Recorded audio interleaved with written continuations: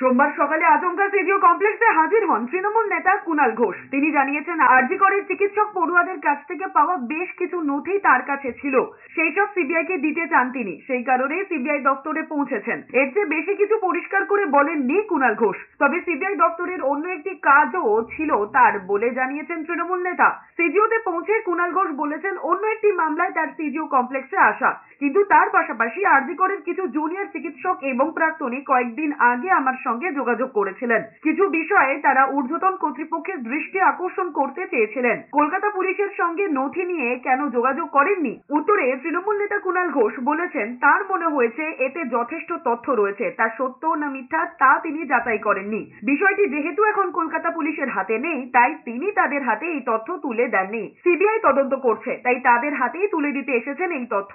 Kolkata police তদন্ত করাকালীন তার কাছে এই সংক্রান্ত লিখিত তথ্য ছিল না। আরজি করের কিছু জুনিয়র ডাক্তার প্রাক্তনী তারা কয়েকদিন আগে থেকে কিছু যোগাযোগ করেছিলেন। তারা কিছু বিষয় ঊর্ধ্বতন কর্তৃপক্ষের দৃষ্টি আকর্ষণ করতে চাইছিলেন। তারা কিছু যা দিয়েছেন সেগুলো আমি যেহেতু আসছি, আমি অনুরোধ করব তাদের নিতে, তারা নিলে নেবেন, না নিলে না নেবেন।